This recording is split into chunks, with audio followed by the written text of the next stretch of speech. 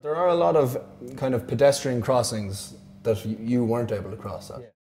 When people are coming all at once to you, you're so vulnerable on the streets, especially just outside Europe. It was really hard to tell whereabouts you were. Shuffling more than walking at one stage, you know, because I was so afraid in case I was like about to fall over something. When we were talking, when everyone was talking at the start of the day, I think people were laughing and just being involved in the conversation. I was kind of stepping off a bit because I couldn't hear what was going on. The most difficult thing was definitely the cobblestones. Just the up and down rocky motion. It kind of felt like I was going to either catch the front wheels or go a bit too fast and try to get back up onto a curb. I'd fall backwards.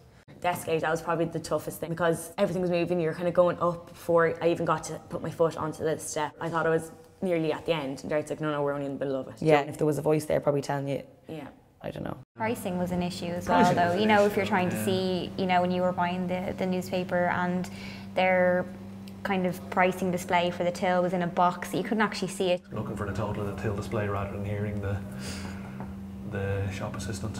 Turned right to go onto the quays and there was a mattress in our way. Mattress and bin bags. Yeah. That was difficult enough, and it was just kind of annoying as well that the path was blocked because the paths are narrow. We went into a shop and asked for Vaseline. You had asked. I'd asked. Then she kind of spoke to me. She kind of ignored me completely and kind of focused on me Yeah. more so. Her directions were kind of... You see over there. I think that they should definitely have some standard training or something just to understand. Changing rooms were... Oh, nightmare. They were a disaster. The chair just didn't fit in all, and you were stuck at like a 45-degree angle. So the jeans I had that I wanted to try on, there was hooks in the wall, way too high. To try and get off your shoes and put on the jeans and try and manoeuvre it, just too small a space. So say you were relying on the store attendant, I mean they could go off and turn on the customer. You'd feel like a bit of an idiot kind of shout, hello, can you help, you know. We approached the Lewis machines and the problem was I couldn't see, of course, the screen. And the only thing I could feel was where the money went in, so Dorothy helped me a bit. So there was no voice or anything like that?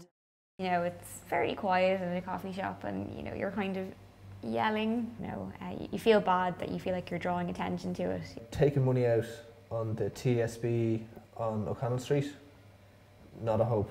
Even if you could type in your code, you still can't reach the card slot. It's just way too high. There's some things you can ask for help if you need it, but you're not going to ask a stranger to take money out. I met my first stairs. Only for I was there to say there's a step coming. You wouldn't have known. There wasn't even, you know, on the road there's bubbles to say, okay, you're coming to the road. And she could have just walked, you know, straight off it nearly.